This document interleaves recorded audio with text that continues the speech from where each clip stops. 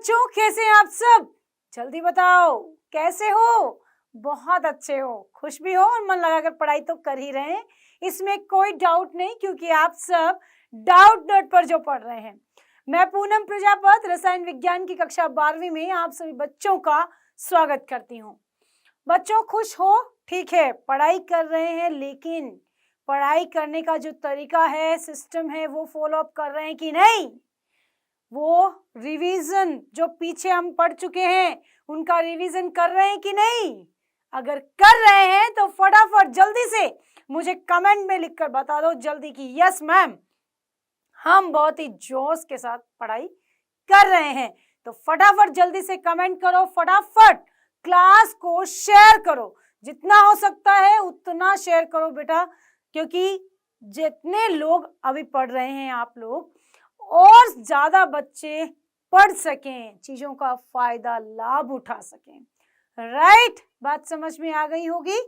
तो बच्चों, आप लोगों ने देखा कि हमने अपना 3rd चैप्टर रसायन बल गतिकी शुरू कर दिया, केमिकल काइनेटिक्स। राइट, जिसमें हमने क्या पढ़ लिया है वो एक क्विक रिवीजन के साथ बताते हुए मैं आज के टॉपिक पर आऊंगी। राइट, जल्दी जल्दी जल्दी फटाफट शेयर कर दो ताकि मैं शुरू कर सकूं क्लास को।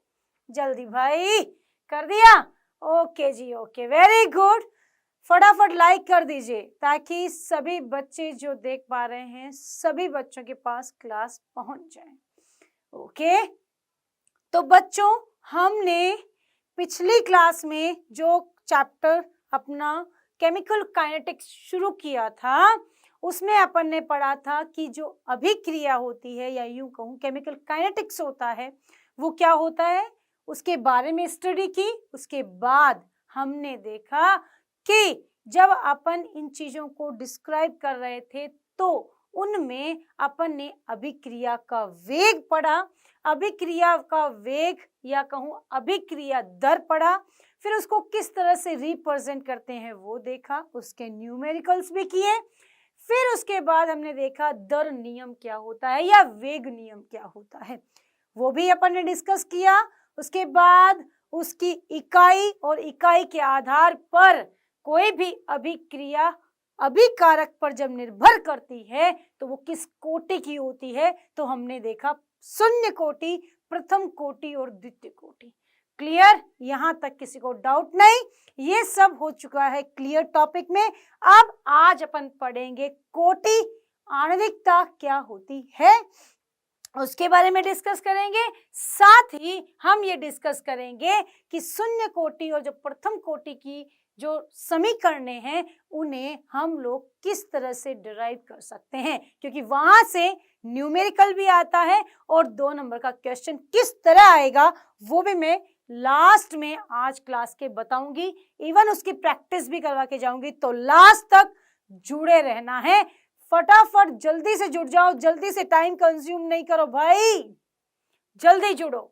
ओके, और बातें नहीं करेंगे बच्चे, सभी क्लास में बेटा पढ़ाई पे ध्यान दो, आपका समय बहुत कीमती है।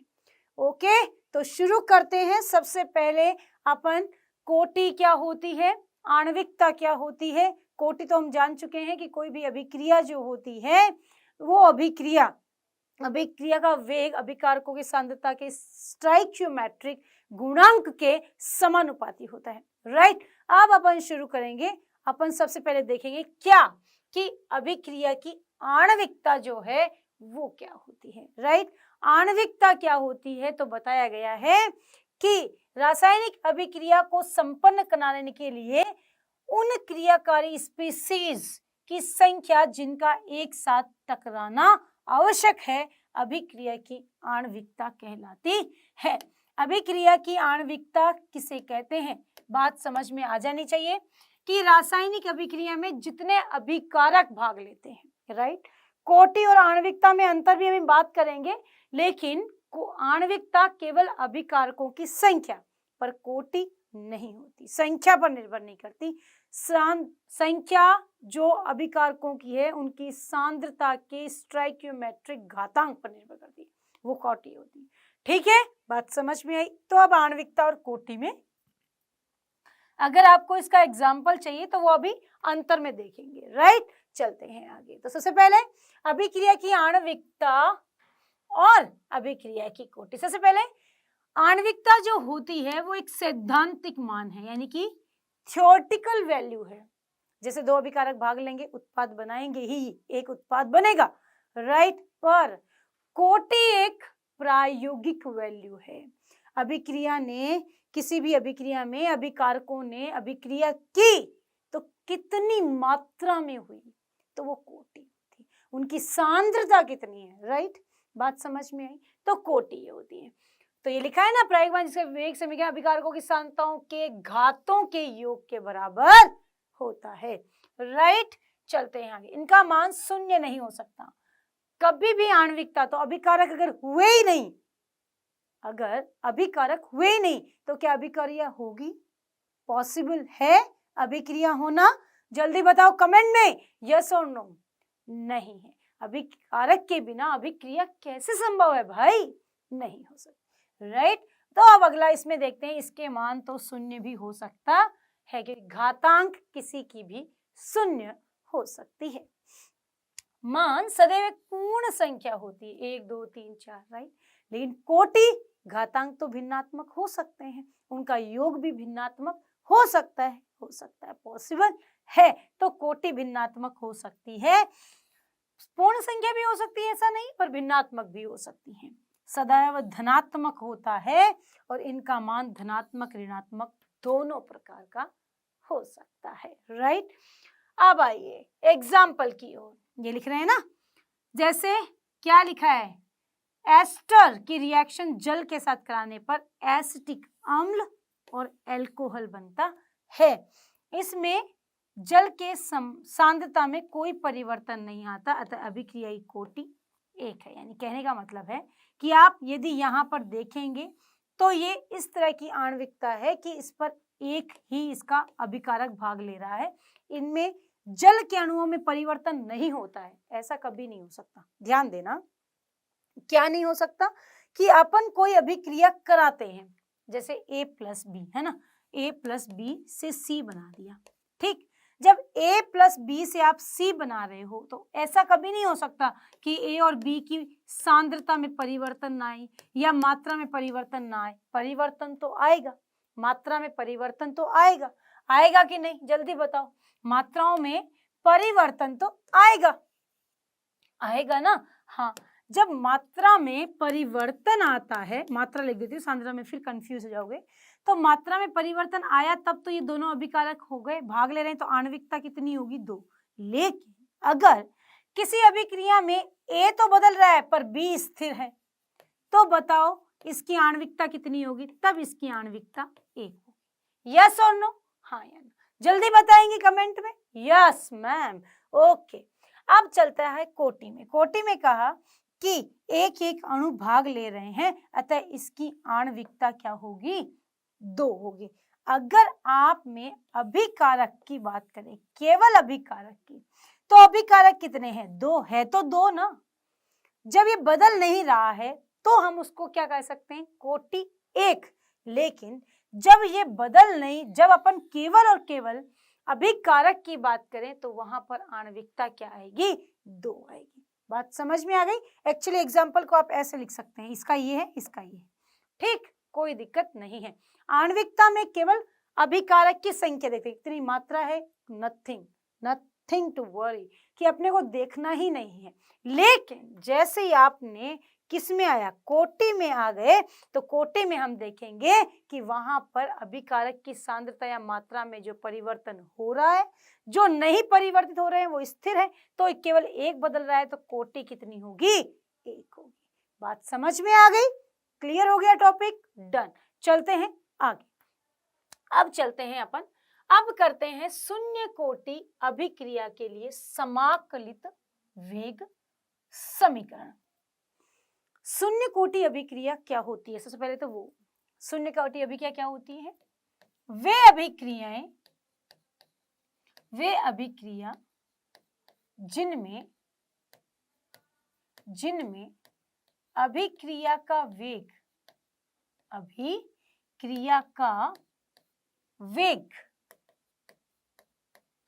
अभिकारकों की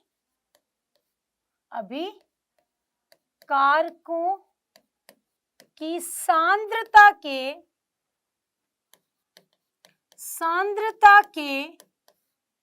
शून्य घात के समानुपाती होता है, शून्य घात के समानुपाती होता है। सही बात है, हाँ या ना? समानुपाती होता है। डन, बात समझ में, यानी कि अभिक्रिया का वेग क्या होता है? अभिकारक के शून्य घात के समानुपाती होता है। डन, यानी कि अभिक्रिया का वेग जो है वो अभिकारक की सांद्रता के अगर 0 घात के बराबर है तो इसकी वैल्यू तो 1 हो गई, यानी परिवर्तन हो ही नहीं रहा है। तो कहा कि यहाँ पर आ गया k इंटू 1, तो k आ गया, यानी स्थिर हो गई वैल्यू। तो यानी शून्य कोटि अभिक्रिया में अभिक्रिया का वेग अभिकारकों की सांद्रता पर निर्भर है। क्या नहीं करता भाई? क्या नहीं करता? निर्भर है? नहीं करता। यस और नो? निर्भर नहीं करता। डन, बात समझ में आ गई सभी बच्चों को? क्लियर हो गई बात? इसका एक एग्जाम्पल मैं बताती हूँ ताकि आपको क्लियरली समझ में आए। क्या? आपने एक पात्र लिया, जरा ध्यान देंगे सभी बच्चे, और उसमें एक कांच की यू आकार की नली उल्टी लगा दी, ठीक? और अपन अब देख रहे हैं कि अपने पास क्या है, अपन ने इस पानी में H2 और Cl2 डाल दिया। ये H2 और Cl2 पानी के अंदर गए, आपस में मिले, HCl पानी में घुलने लगी और कीप में या नली में पानी का स्तर ऊपर उठने लगा।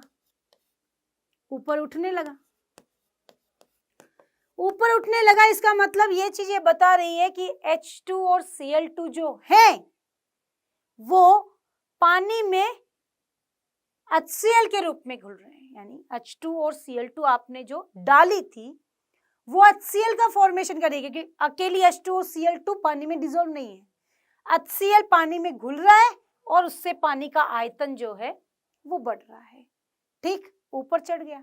यानी अब हमने क्या देखा, फिर हमने प्रयोग किया तो हमने जो HCl इसके अंदर घुली हुई देखी उसकी मात्रा हमें 1 प्राप्त हुई, ठीक? 1 मोल प्राप्त हुई। तो इसका मतलब अपने पास क्या था? अपने पास H2 था, Cl2 था और अपने पास HCl बनना तो 2 मोल चाहिए था, लेकिन बना कितना? 1 मोल। इसका मतलब आधा H2 आधा Cl2। यस और नो बच्चों? हाँ या ना?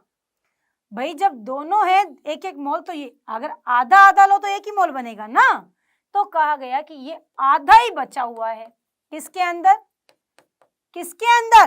इस सॉल्यूशन के अंदर। अब ये आधे आधे मोल अलग अलग दिखाई दे रहे हैं, यानी जब हमने H2 और Cl2 को देखा तो वहां पर आधा आधा मोल दिखा और यहाँ पर 1 मोल HCl दिखा। इसका मतलब जितने H2 और Cl2 के मोल कंज्यूम हुए उतने मोल HCl के रूप में हमें प्राप्त हो गए, यानी सांद्रता में नो चेंज। राइट? बात समझ में आ गई होगी।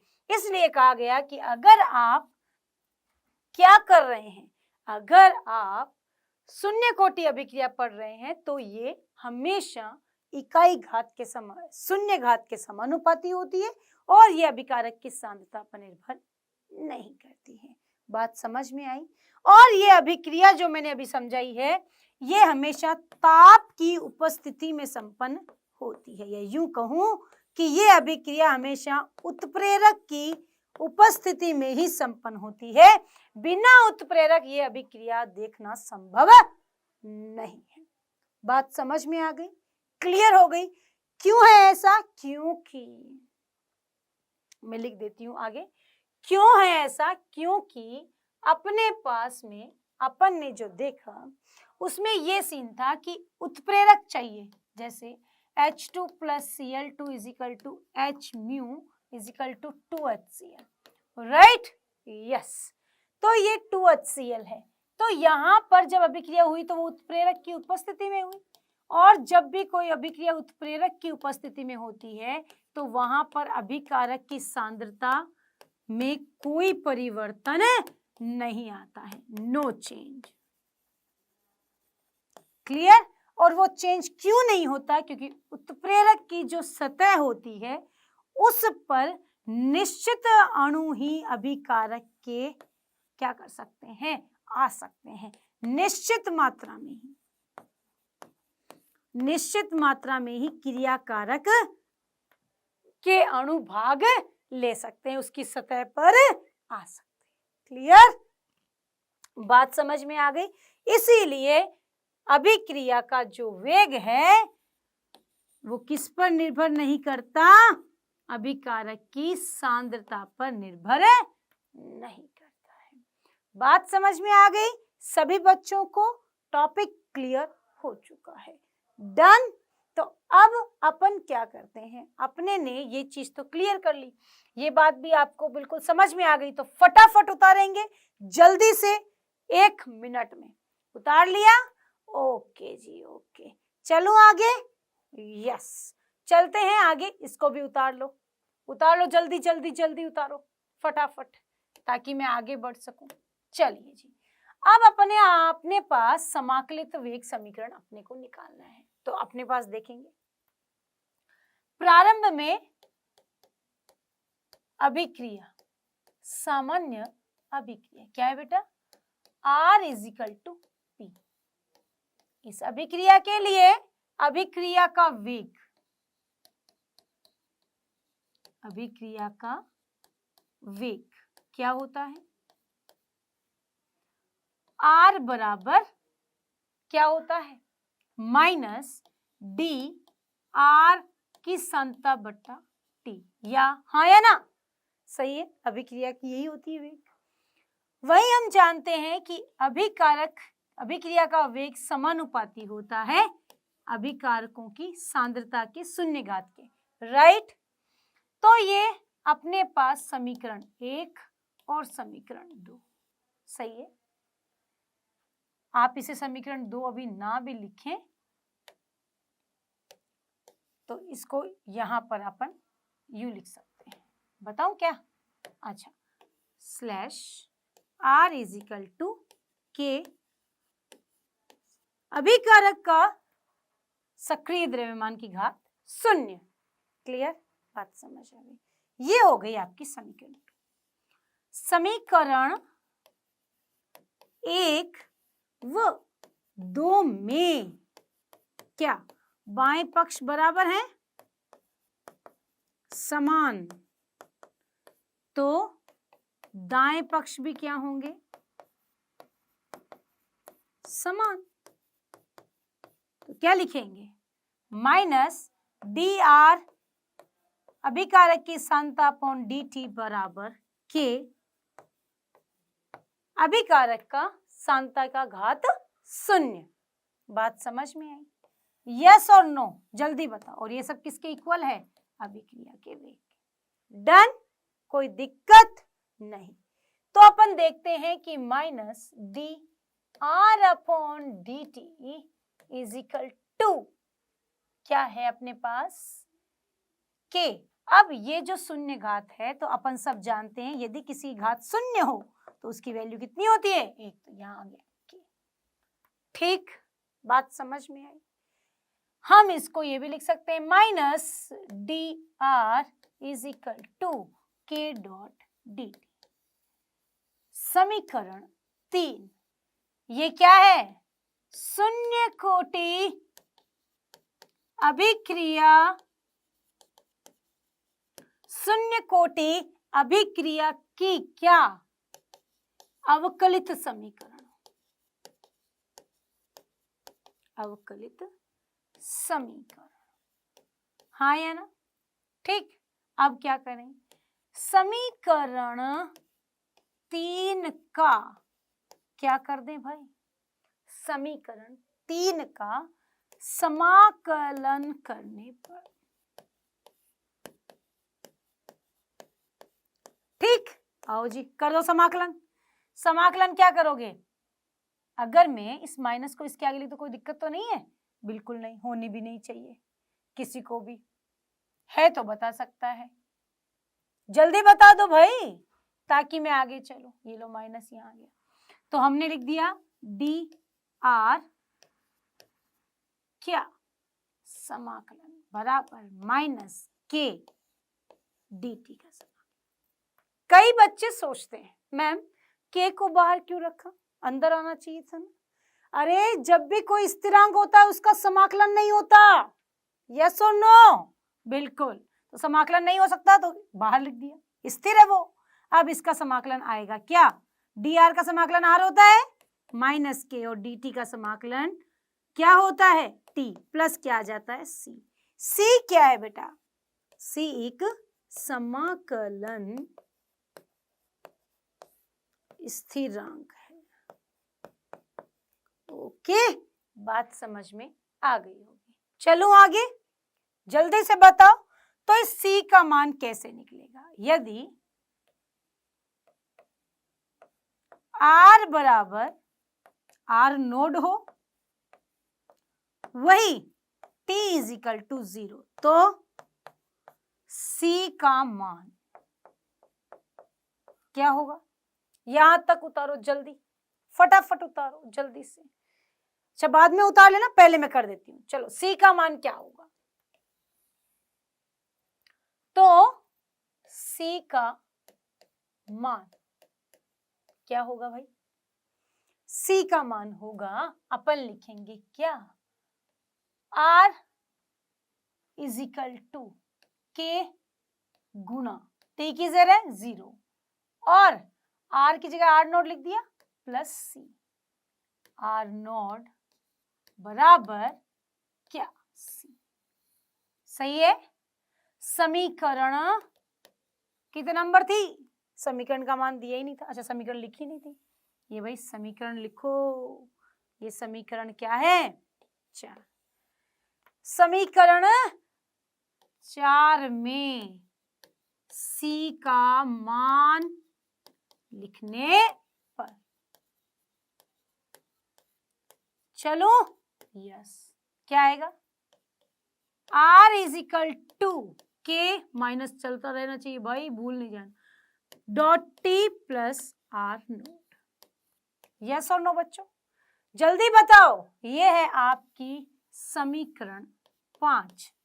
ये समीकरण आपकी ग्राफ को प्रदर्शित करे, इसे ग्राफीय समीकरण भी, यहां पर ये ग्राफ को निरूपित करेगी। ओके चलते हैं। अब बेटा अपने को k का मान चाहिए, कैसे निकलेगा? कैसे?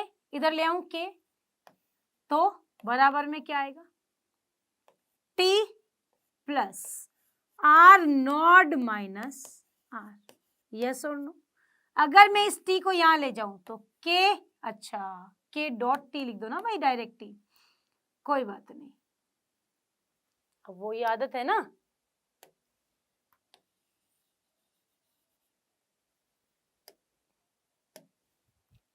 k dot t is equal to, ठीक है, बराबर क्या लिख दिया? R naught minus R. Clear?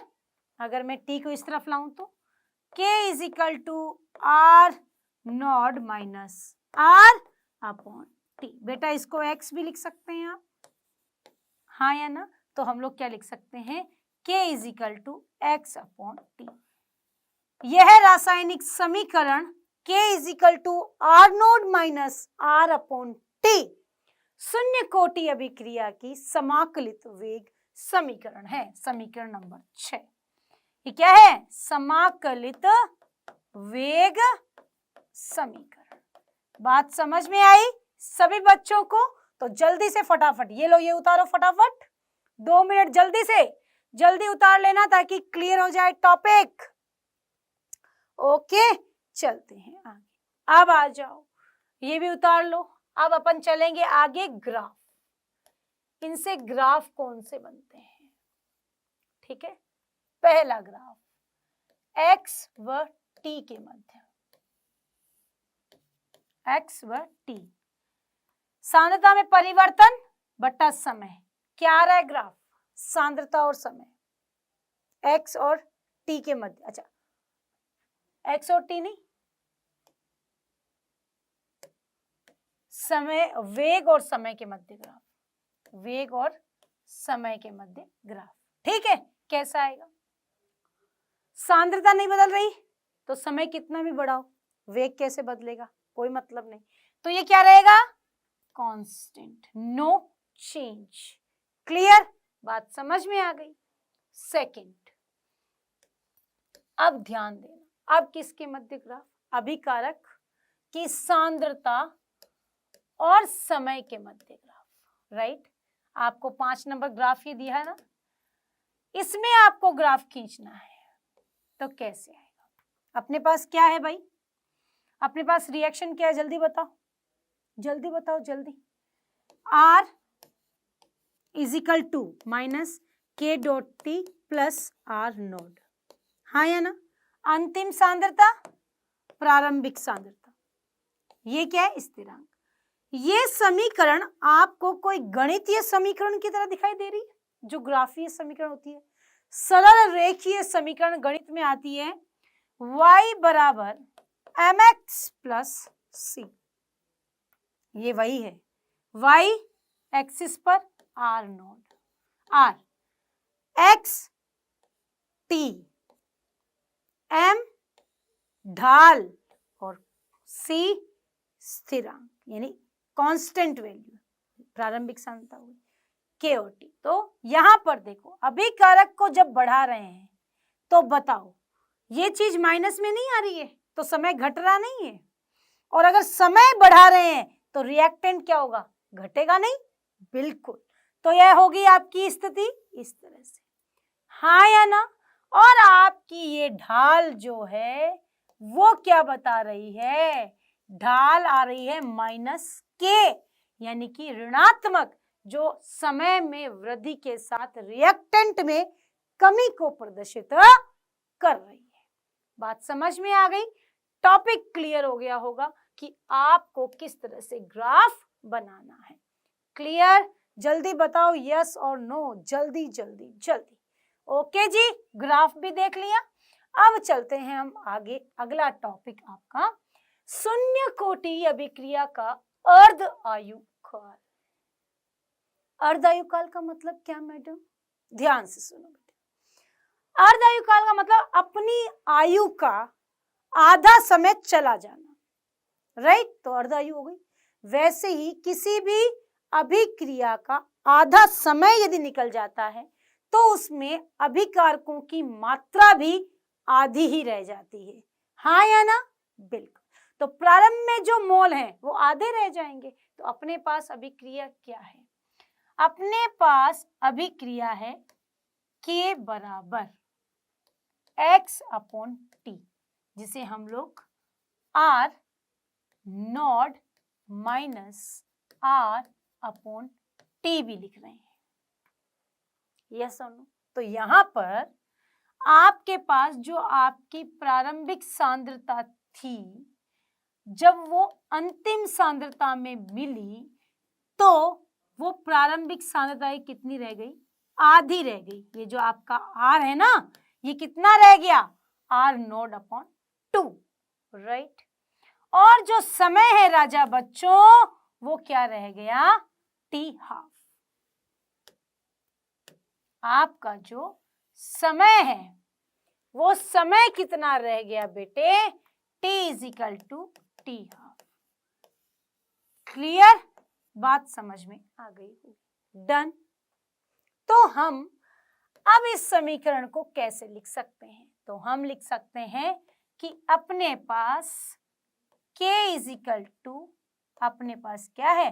प्रारंभिक सांद्रता माइनस R की जगह आप क्या लिख सकते हैं?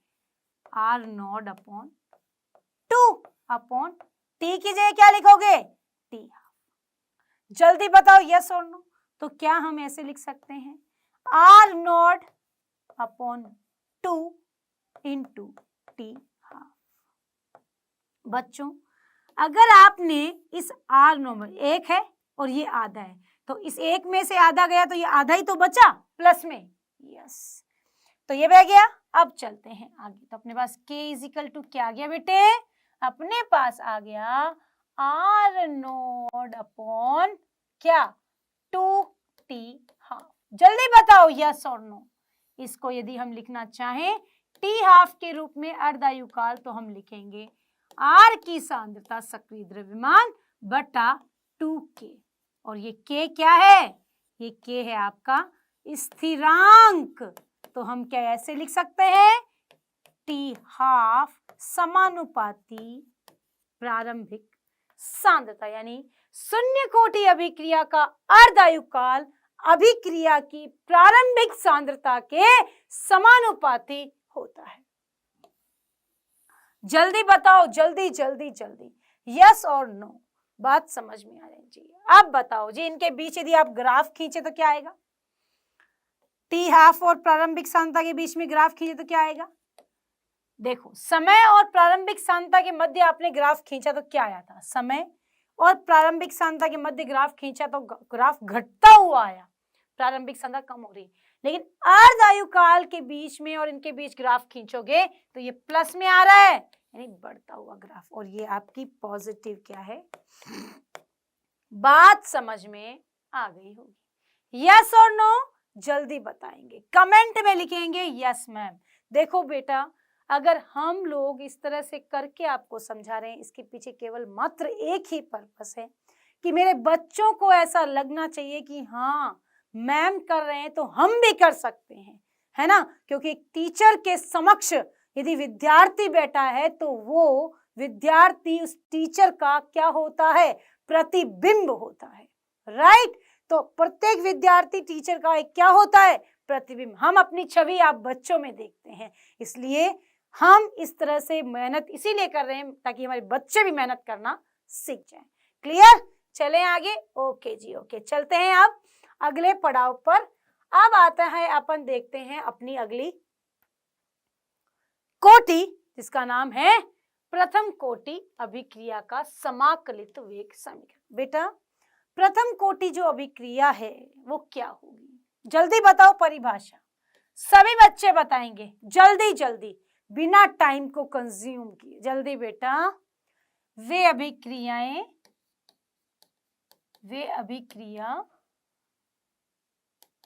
जिनमें अभिक्रिया का वेग अभिकारकों के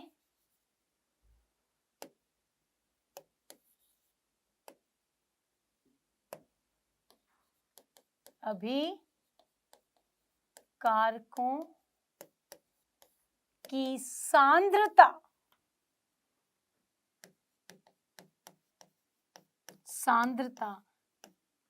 के इकाई घात के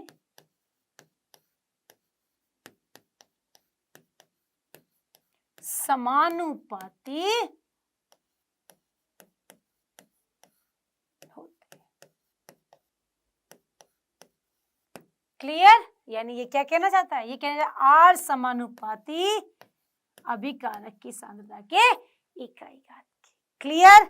बात समझ में आ गई? यानी ये अभिक्रियाएं कभी भी किसी उत्प्रेरक की उपस्थिति में संपन्न नहीं होगी, क्योंकि यहाँ पर अभिक्रिया का वेग सांद्रता पर निर्भर कर रहा है। किसकी सांद्रता? अभिकारकों की सांद्रता। राइट बेटा? बात समझ में आ गई होगी। क्लियर? चले? ओके जी, ओके, ये बात समझ में आ गई। सभी बच्चों को फटाफट उतारेंगे। ओके, तो चलिए जी, अब शुरू करते हैं अपन अपना क्या? अपनी अवकलित समाकलित वेग समीकरण। आइए जी बच्चा पार्टी। सबसे पहले सामान्य अभिक्रिया क्या है बेटा? R is equal to P। ठीक, किसी को कोई दिक्कत नहीं? तो इसके लिए अभिक्रिया का वेग क्या होगा? अभिक्रिया का वेग हम जानते हैं कि अपने पास R बराबर क्या होता है? Minus dr upon dt। वहीं पर आर समानुपाती अभिकारकों की सांद्रता के प्रथम घात के। तो ये हो गई समीकरण 1, यहाँ आर बराबर हो गया K1। हाँ या ना? अब अभिकारक की सांद्रता इकाई है, इसलिए इसका मान 0, घात 0 नहीं है, इसलिए इसका मान 1 नहीं है। अगर इसकी वैल्यू यहाँ पर इकाई उसकी घातांक है, इसका मतलब इसका कोई ना कोई मान जरूर होगा, उसकी कोई ना कोई मात्रा जरूर होगी। समीकरण 2, तो समीकरण 1 व 2 से, समीकरण 1 व 2 से क्या होगा भाई, जल्दी बताओ। समीकरण 1 व 2 से दाएं पक्ष बराबर तो बाएं पक्ष भी बराबर, बाएं पक्ष बराबर दाएं पक्ष भी बराबर, तो D R upon D T is equal to K R की सांद्रता इकाई। यस और नो, फटाफट जल्दी बताएंगे। डन, ओके, चलते हैं आगे बेटा। तो हम देखते हैं कि अपने पास माइनस डी बराबर हम क्या लिख सकते हैं, के। अच्छा, इसको मैं थोड़ा सा अलग लिख लेती हूं अभी, ताकि आपको क्लियर हो जाए। क्या क्लियर हो जाए मैं बता देती हूँ, पहले फिर लिखूंगी, है ना। अब अगर मैं इसको यहाँ और इसको यहाँ ले आऊं तो कोई दिक्कत नहीं, ताकि हम उसका अवकलन सही से दिखा सके, समाकलन भी करके।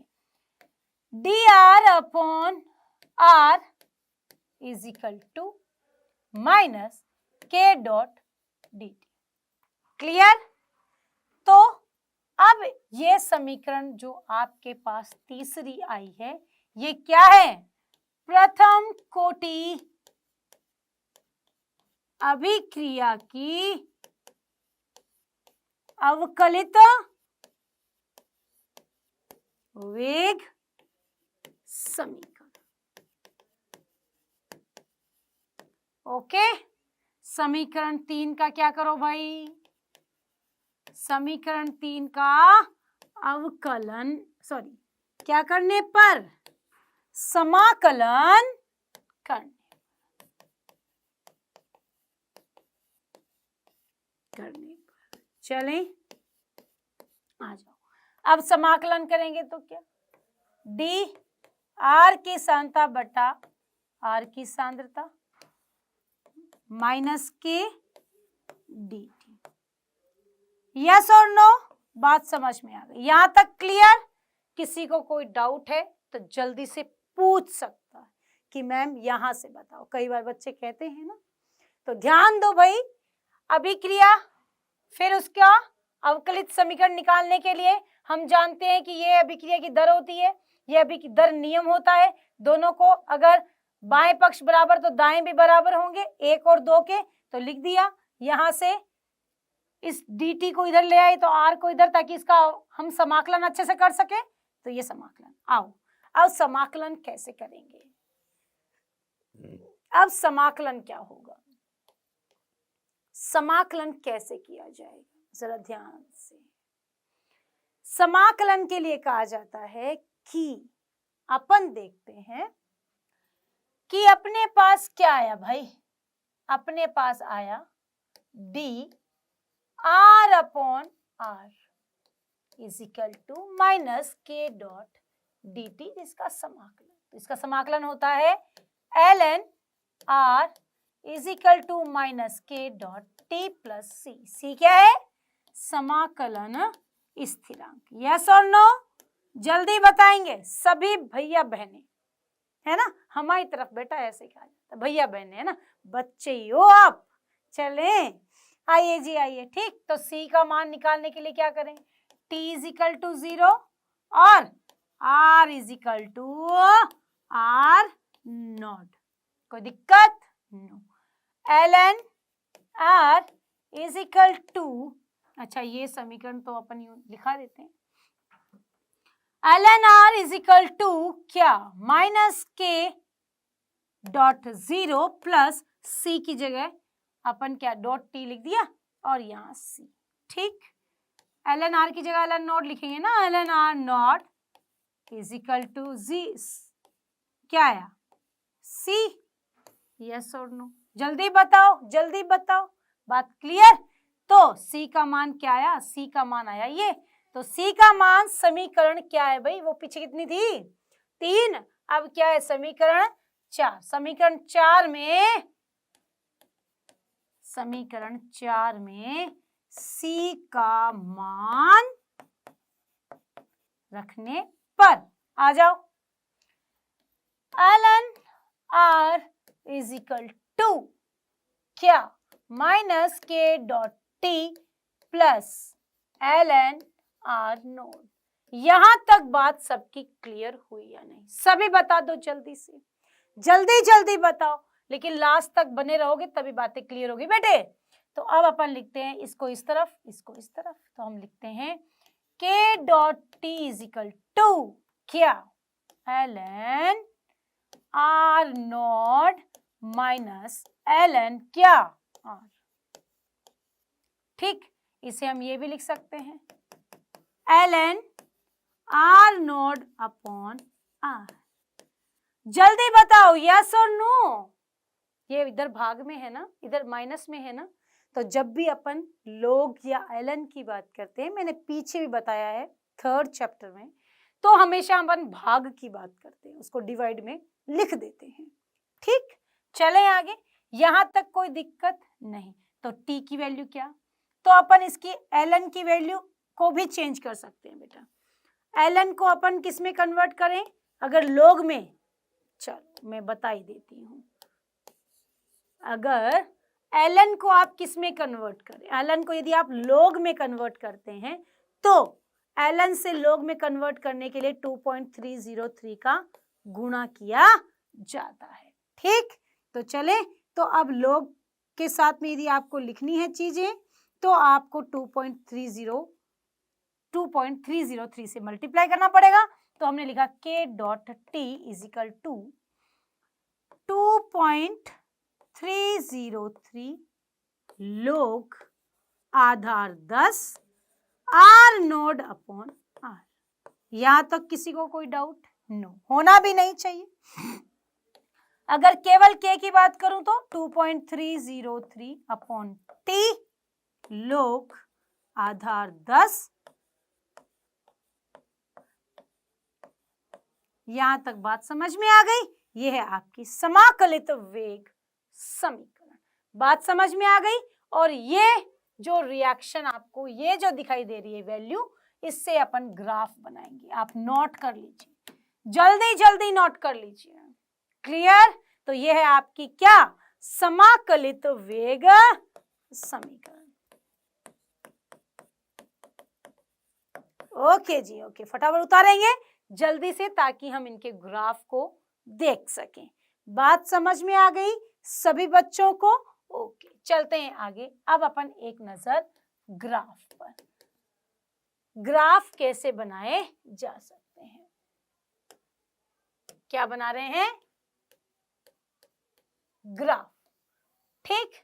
सबसे पहला ग्राफ किसके लिए, प्रथम कोटि अभिक्रिया के लिए। अगर आप ग्राफ देखते हैं तो वो ग्राफ है आपका सांद्रता व वेग के लिए। सांद्रता और वेग में क्या होगा, जैसे जैसे वेग घटता जाएगा, बढ़ाते जाओगे, तो सांद्रता जो है वो हमेशा क्या होती जाएगी, घटती चली जाएगी, हाँ या ना। तो वेग बढ़ता चला जाता है। उसके बाद सेकंड जो ग्राफ आप बनाएंगे वो है आपका क्या, किसके मध्य ग्राफ बना रहे हैं आप, किसके मध्य, ln r व t के मध्य, राइट। तो ln r और t के मध्य अपनी वो समीकरण याद है क्या, ln r is equal to minus k dot T plus ln r naught. ये अभिक्रिया वैसी है, y बराबर mx प्लस c, हाँ या ना। तो इसका ग्राफ भी कुछ ऐसा ही आएगा, जिसकी ढाल कुछ ये है और ढाल का मान क्या है, माइनस के। यहां पर आपकी प्रारंभिक सांद्रता है और ये धीरे धीरे घट रही है, किसके साथ, समय के साथ, हाँ या ना।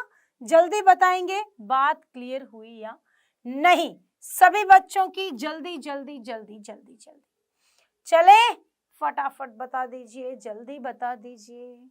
ओके जी, ओके, क्लियर हो गया। अगर आपको ग्राफ निकालना हो आर और समय के मध्य, तो बताओ कैसा ग्राफ आएगा। याद है, ये रहा। अगर आपको समय और इसके मध्य ग्राफ निकालना हो तो कैसा ग्राफ आएगा, समानुपाती, बढ़ता हुआ। हाँ या ना, बात समझ में आई, जल्दी बताओ, यस और नो। यस, ये हो गया ln r naught upon r upon t। बच्चों समझ आ गई बात, क्लियर हो गया टॉपिक, यस और नो, जल्दी बताएंगे। ओके, चलिए जी, चलिए आ जाइए। अब चलते हैं अपन प्रथम कोटि अभिक्रिया का अर्ध आयुकाल। अर्ध आयुकाल का मतलब क्या होता है, टी क्या हो जाए, टी हाफ, और जो प्रारंभिक सांद्रता है वो कितनी रह जाए, आधी। यस और नो, जिसे अपन किस में रिप्रेजेंट करते हैं, जिसको अपन आर से रिप्रेजेंट करते हैं, राइट। तो देखो जरा, अपन ने देखा कि अपने पास समीकरण क्या थी भाई राजा बच्चों, अपने पास समीकरण थी k is equal to 2.303 upon t log क्या, r naught upon r। Yes और नो, तो अपन क्या लिख सकते हैं, k 2.303, t की जगह t half, log r not की जगह तो r नॉट ही होगा, लेकिन r की जगह क्या लिख सकते हैं, r नॉट अपॉन 2। हाँ या ना, ये कट गए, ये दो ऊपर चले गए, हाँ या ना। इसको आपको नहीं समझ में आ रहा है तो मैं ये लिख देती हूँ, ये लो, k is equal to 2.303 upon t half log क्या आया, r नॉट अपॉन r, जो भाग में था वो इधर गुणा में आएगा, यहां से कट, तो ये लग गया k इज इक्वल टू 2.303। अगर t हाफ यहां लिख दे तो ज्यादा अच्छा रहेगा, हाँ या ना, जल्दी बोलेंगे। t हाफ, ये यहाँ, ये यहाँ, k log क्या, 2 log आधार। अब इसकी वैल्यू, अगर इसको याद दें यहां दो से गुणा, तो आपके पास t हाफ की वैल्यू क्या आएगी, 0.693 अपॉन k। यस और नो, जल्दी बताएंगे, जल्दी जल्दी जल्दी, सभी बच्चे जल्दी जल्दी बताएंगे कि आपको टी हाफ निकालना आया या नहीं। बात क्लियर हो गई, मेरे हिसाब से बात समझ में भी आ गई है। इससे न्यूमेरिकल भी आता है, वो मैं लास्ट में कराऊंगी, इसलिए क्लास को लास्ट तक देखना तो बनता है। Clear, okay, done. अच्छा, इसका अगर आप ग्राफ बनाते तो कैसे आएगा, टी हाफ और इसके मध्य ग्राफ बनाते हैं, टी हाफ और इसके मध्य, किसके मध्य, log r नॉट, तो वही क्या, समानुपाती ग्राफ आएगा, स्ट्रेट लाइन आएगी। बात समझ में आ गई, चलिए जी, चलिए चलते हैं आगे। उतार लिया, अच्छा जी, उतार लो भाई, उतार लो, फटाफट फटाफट फटाफट, चले, डन। अब आते हैं आगे, अब अपने पास आता है अगला पॉइंट, अभिक्रिया के वेग को प्रभावित करने वाले कारक। अभिक्रिया जब संपन्न हो रही होती है उसमें कौन से कारक हैं जो उसे इफेक्ट डालते हैं।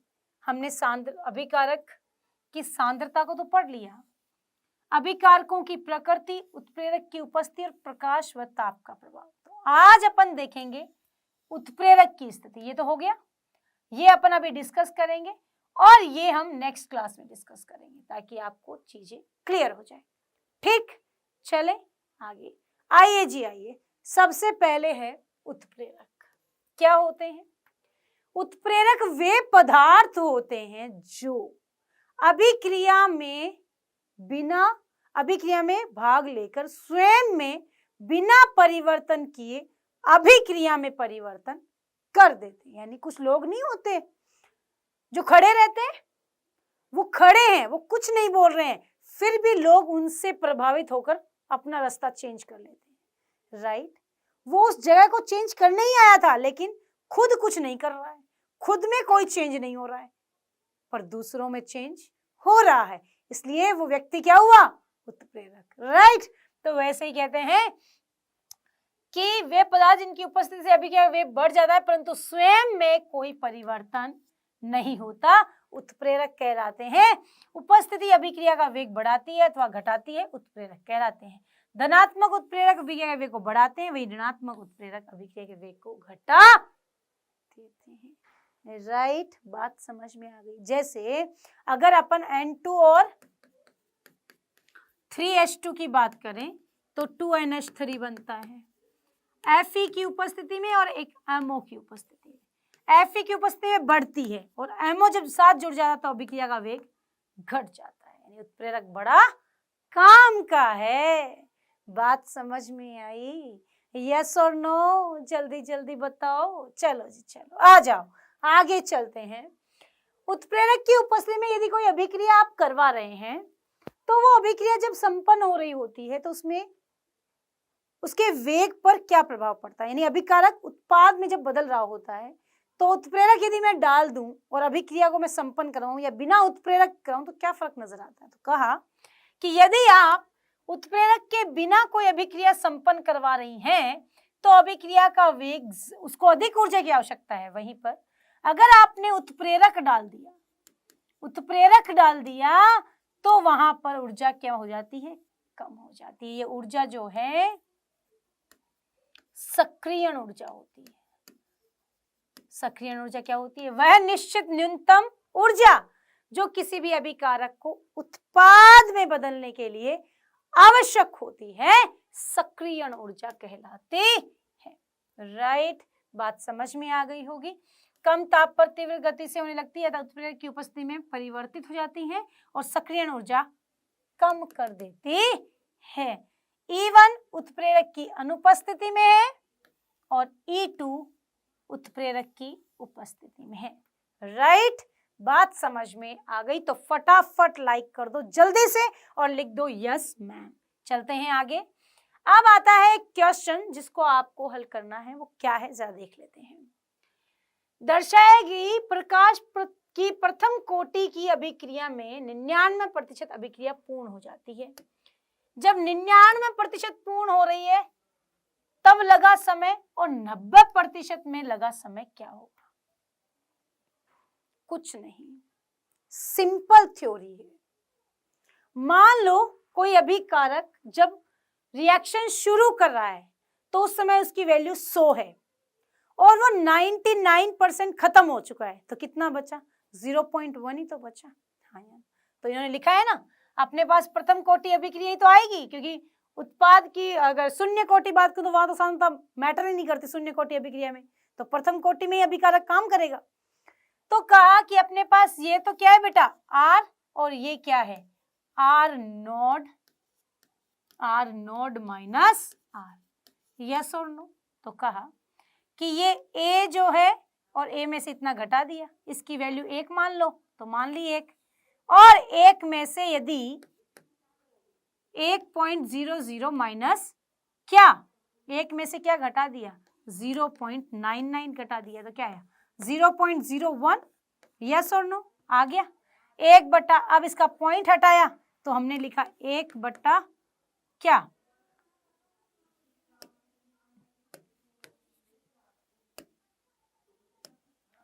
क्या है? 0.01 अपन ने हटाया तो यहाँ आ गया 0, तो ये आ गया क्या?